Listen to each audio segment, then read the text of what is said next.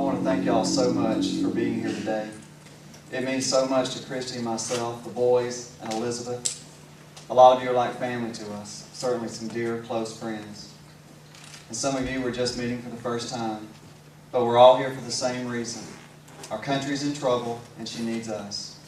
I promise not to keep you long. I only have a few things to say, and y'all can be on your way. And those who know me might be shocked to know I only have a few things to say. But it is just a few.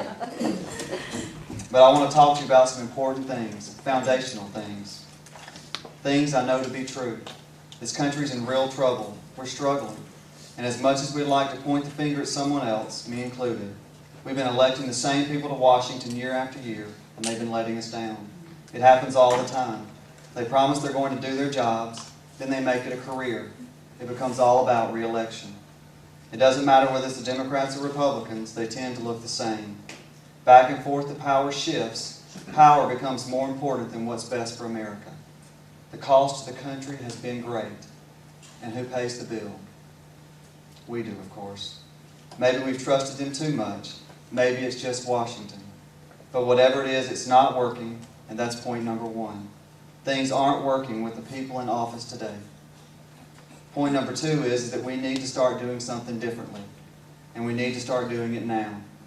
They say the definition of insanity is doing the same thing over and over again and expecting a different result. Well, that's what's been happening, and it has to stop. The nation has problems, and we need to get busy fixing them. If we don't, we're going to leave a mess for our children. The Republicans and Democrats aren't fixing a thing, and as far as I can tell, they're not doing anything except arguing, and that's making it worse. So I figure it's time we started giving regular people a try in government, people with a little common sense, some integrity, and a good work ethic. That's how our forefathers intended it to be. But somewhere along the way, politicians became professionals. Politics became more important than public service. We got career politicians instead of citizen legislators. And the only thing that mattered was getting reelected. Well, that has to change, and it has to start this year. If America is to get better, if it's really going to start moving forward again, it's going to take real people whose only motive is to do some good and come home, to step forward and run for office. Well, that's what I'm doing here today. My name is Les Green. I'm a math teacher from Hernando, Mississippi. I'm a husband and a father, and today I am a candidate for the United States Congress.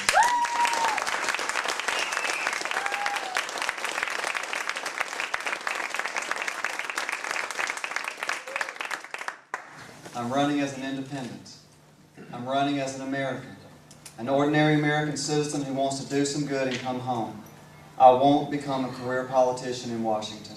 I love Mississippi. It's my home. It's where my friends and family are. My church home is here. It's where I'm teaching my kids to hunt and fish and to serve their fellow man. It's a place where my family has lived for over 100 years. So today, I make a vow to the folks of the 1st Congressional District. The most I'll serve in Congress is 3 terms. 6 years is enough to make a difference, and then I'm coming home. This commitment will keep me focused. Some ask what one man can do in Congress. I say we have to start somewhere. Why not here, and why not now? William Faulkner once said, "The man who removes a mountain begins by carrying away small stones." And that he was right. We must begin. This year can be the beginning, not just here in Mississippi, but all across America. This country is at a crossroads. The challenges facing us are big ones, but we must face them head on, making the future better for this and the next generation of children. I have children, you have children and grandchildren. We cannot waste any more time. Why? Because we all want what's best for our families. We all want our children to grow up in a country where its best days are ahead, where the opportunities for our children are as numerous as their collective hopes and dreams. But that's not the road we're on. Here in Mississippi, we've seen so many jobs and small businesses chased away. Where have they gone? Overseas is where it's cheaper to do business. The craziest thing is that people we elect to Washington keep making it worse and not better. Every day we hear they're spending more money we don't have. They're borrowing from the Chinese. They're borrowing from the Japanese. They're borrowing from the Saudi Arabians. You don't have to be a student of history to know that that's a bad idea. You do the math. Sooner or later, that bill's going to come due, and someone's going to own you. I may be a simple math teacher, but I can tell you when things don't add up. And what these folks are doing in Washington sure doesn't add up. And it doesn't add up by the trillions. Anyone with a little common sense knows it, yet they keep on spending and taxing. They'd rather bankrupt our country, sell our national sovereignty to the highest bidder, than make tough decisions. The reason is they don't trust us. They're terrified to ask Americans to sacrifice anything, which leads me to believe they don't understand the American people at all. And that's point number 3. The Americans that I know are willing to sacrifice even more for their country. Mississippians have always been willing to sacrifice. Let me ask for a show of hands. Who in this room is willing to sacrifice for this country? Who is willing to do more who is willing to do without a little more to get America back on track? And that's the point I'm making. The average citizen in this country is willing to do his or her part for this country. We understand what the stakes are. It has never been more clear. We're ready and willing to sacrifice for the greater good.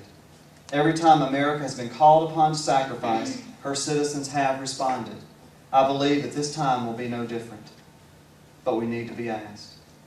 Over the next 8 months, I will continue to travel the counties of Mississippi's 1st Congressional District, talking about some of these things. I'm going to tell people the truth as I know it, about things like integrity and sacrifice, things they seem to have forgotten about in Washington, but that real Mississippians know all about.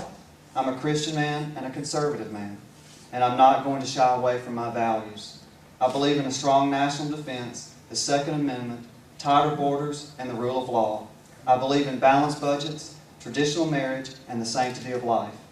I believe in getting this country back to work, not by borrowing and spending more money, but by making it easier to start and grow small business, by investing in the hopes and dreams of our children, by getting government out of the way of the American people. These are the things I believe in. These are the values I'll support in Congress. In the course of this campaign, I'm going to answer questions from the heart, and I'm not making promises that I can't keep. That may make me a lousy politician, but it will keep me an honest man, a man that my wife and children can be proud of. And that's more important to me and my family. I've asked you to be here today because I can't do this without you. So I'm asking for your help. If you agree that things aren't working with the people we have in office today, then you should be on my team. If you believe that we need to do something different, then you should be on my team. If you agree that there's still room in this country for a citizen legislator, then you should be on my team.